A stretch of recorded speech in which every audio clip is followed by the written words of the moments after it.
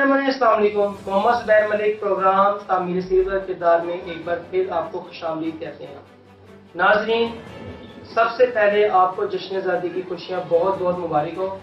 ہم اللہ تعالیٰ سے دعا کرتے ہیں کہ آنے والا سال ہمارے ملک و پاکستان کی خوشحالی، ترقی اور بہتری کی راہیں کھولے. ناظرین، آج اس مبارک دن کے موقع پہ ہم نے جس بارے میں بات کرنے کے لیے اپنے اسٹوڈیو میں زین العابدین صاحب کو دعوت دی ہے، اس کا ایک چھوٹا سا ہم نے ایک نام بنایا تھا کہ جیت تو سبھی رہے ہیں پر ہار میرا پتن رہا ہے.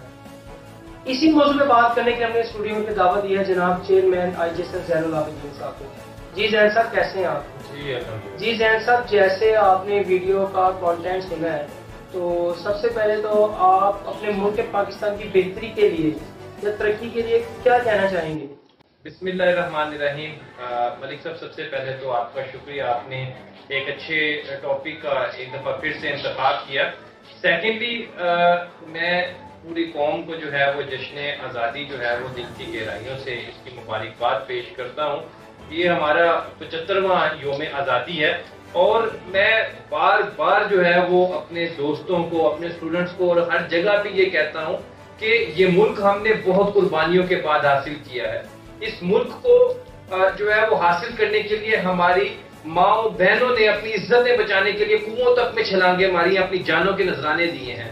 علماء کو توپوں کے آگے باندھ باندھ کر جو ہے وہ شہید کیا گیا. تو اس ملک کی قدر کریں. آزادی کی قدر تو اگر آپ نے پوچھنی ہے نا تو عراق والوں سے پوچھیں. آپ جو ہے وہ اگر آزادی کی قدر پوچھنی ہے نا تو جائیں اور شام اور فلسطین والوں سے پوچھیں.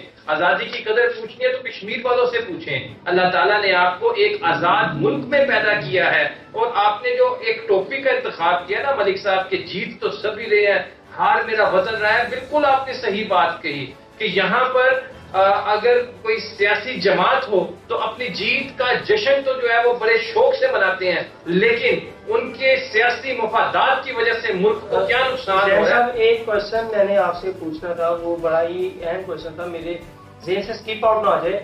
وہ کوشچن یہ تھا کہ ہر ہماری سیاسی پارٹی نے، حالانکہ ہمارا کسی سیاسی پارٹی سے کوئی تعلق نہیں ہے، یہ میں اپنی ویڈیو میں بار بار اپنے ویورز کو بتاتا ہوں، لیکن ہماری ہر سیاسی پارٹی نے اپنا ایک ایک صوبہ منتخب کیا ہوا ہے. تو کوئی پاکستان کے بارے میں بات نہیں کر رہا. کوئی کسی کو عدالت میں گھسیٹ کے لے کے جانے کی بات کرتا ہے، کوئی کسی کو عدالت میں گھسیٹ کے لے کے جانے کی بات کرتا ہے، کوئی ری الیکشن کی بات کرتا ہے.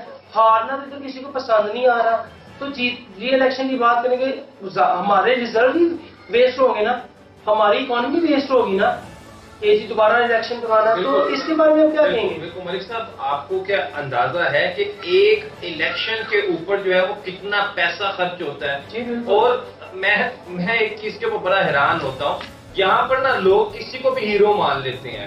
اور سب سے اہم چیز یہ ہے کہ آپ مجھے خود بتائیے ملک صاحب کہ کیا ان سب کے سیاسی مفادات کے اندر جو ہے یا سیاسی لڑائی کے اندر ہمارے ملک کا نقصان نہیں ہوا؟ آپ کیا یہ پوری دنیا ہم پر ہنس رہی ہوتی ہے؟ آپ دیکھیں کہ بنگلہ دیش ہم سے علیحدہ ہوا ہے، وہ ہمارا مشرقی پاکستان تھا، وہ ہم سے علیحدہ ہوا ہے. آج ان کی اکانومی ہم سے زیادہ مضبوط ہے. اب آپ مجھے بتائیں کہ ہم ایک ایٹمی طاقت ہیں، ہم ایک ایٹمی قوت ہیں اور ہم واحد ایٹامک پاور جو ہے وہ مسلم کنٹری ہیں. تو آپ مجھے بتائیں کہ ہم ہی ذلیل و رسوا ہو رہے ہیں. ہم ہی جو ہے وہ کشکول اٹھا اٹھا کے دنیا کے پاس جا کے ہاتھ جوڑ جوڑ کے جو ہے وہ بھیکے مانگ رہے ہیں کہ آئیں اور ہمارے ملک کی جو ہے وہ ایک دفعہ اکانومی جو ہے اس کو سروائیو کروا دیں. تو خدا کا واسطہ میں ان تمام سیاستدانوں سے گزارش کرتا ہوں کہ آپ لوگ اپنی سیاسی مفادات کے وجہ سے اس ملک کا بیڑا غرق مت کریں. آپ لوگوں کی تو جائیدادیں جو ہے وہ پاکستان سے باہر ہوتی ہیں، ہم لوگوں نے یہاں رہنا ہے، ہمارے بچوں نے یہاں پہ رہنا ہے، ہماری مستقبل کی نسل نے یہاں پر رہنا ہے. آپ مجھے بتائیں کہ کیا آپ ہمارے مستقبل کا فیصلہ کریں گے؟ کیا آپ ہمارے مستقبل میں ہماری نسلیں جو یہاں پر سروائیو کر رہی ہیں ان کے ساتھ آگے کھڑے ہوں گے؟ نہیں. یہ لوگ ملک صاحب دوائی لینے کے لیے بھی باہر بھاگ جاتے ہیں، یہ آپریشن کرانے کے لیے بھی باہر بھاگ جاتے ہیں، یہ ہر اچھے برے وقت میں باہر بھاگ جاتے ہیں. تو آپ مجھے یہ بتائیں کہ یہاں پر تو آپ اور ہم نے رہنا ہے نا، یہاں پر تو آپ کی اور ہماری نسلوں نے رہنا ہے نا. زین صاحب، آج جو ابھی ہمارے ملک کی کرنٹ سچویشن ہے، ہم جس انفلیشن کا شکار ہے، اس کا سارا بوجھ ایک غریب آدمی پہ، مڈل کلاس طبقے پہ آیا ہوا ہے.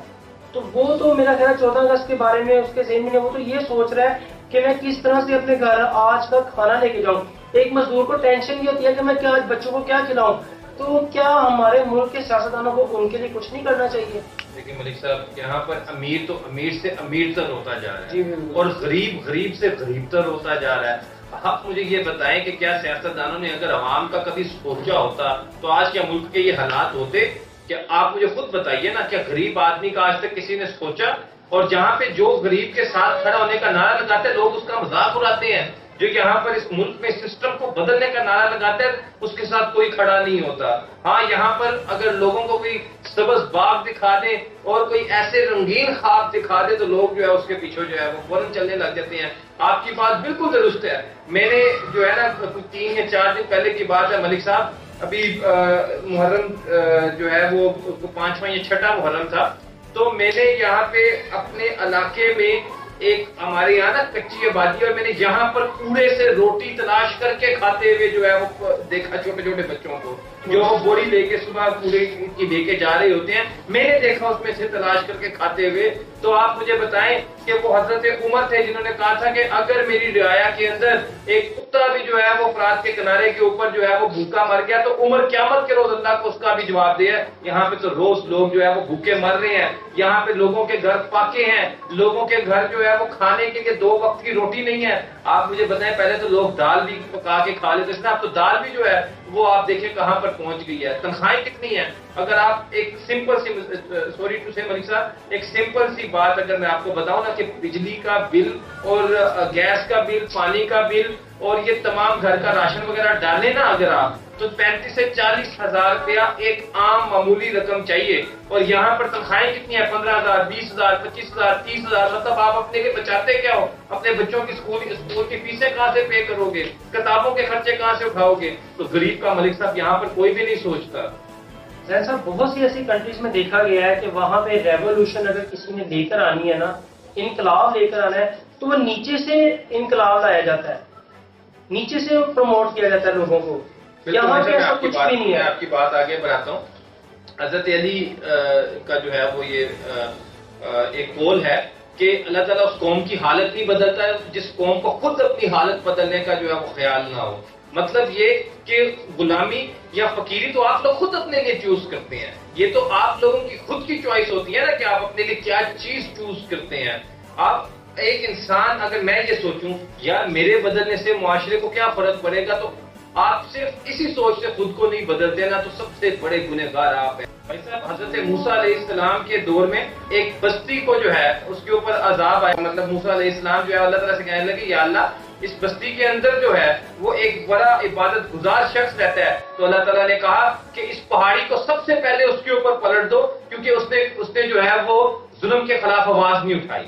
اس نے ظلم کے خلاف آواز نہیں اٹھائی. تو آپ اندازہ لگائیں کہ یہاں پر ظلم اگر کسی کے ساتھ ہو رہا ہو تو باقی دوسرے جو لوگ ہوتے ہیں نا وہ خاموش رہتے ہیں ملک صاحب، کہ کہیں پہ ہمیں بھی اس کا جواب نہ دینا پڑ جائے، کہیں ہم بھی اس کی لپیٹ میں نہ آ جائیں.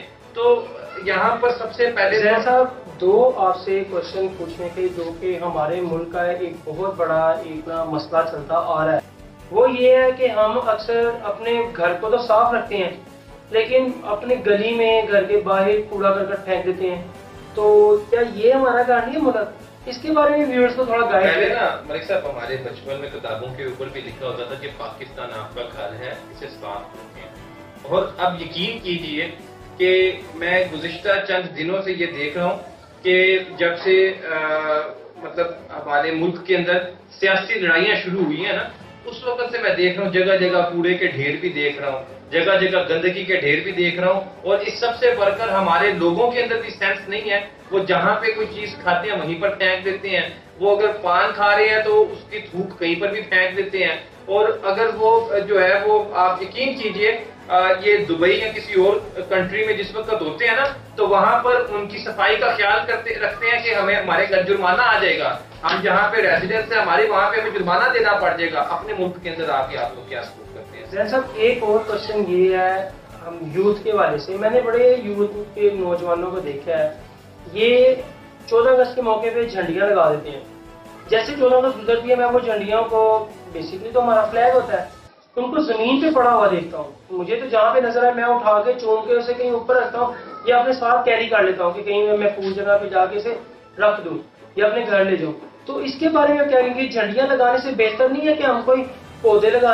ملک صاحب یہ جو جھنڈا ہوتا ہے نا یہ کسی بھی زندہ قوم کی مثال ہوتا ہے اور پہچان ہوتا ہے. تو آپ اگر زمین کے اوپر گری ہوئی جھنڈیوں کو دیکھیں تو میں سب سے پہلے تو سارے پاکستانیوں سے گزارش کرتا ہوں کہ خدا کے لیے ان کو اٹھائیں اور ادب کے ساتھ کسی اونچی جگہ کے اوپر رکھ دیں. اور چونکہ ہمارا جو پاکستان کا جھنڈا ہے نا یہ تو بیسیکلی چونکہ ملک کی بنیاد ہی لا الہ الا اللہ پہ بنی ہوئی ہے اور اس پہ ہرا نام تو جو ہے وہ ویسے ہی آپ کا جو ہے وہ شو کر رہا ہے آپ کی جو ہے وہ مسلک کو آپ کے اسلام کو جو ہے وہ شو کر رہا ہے.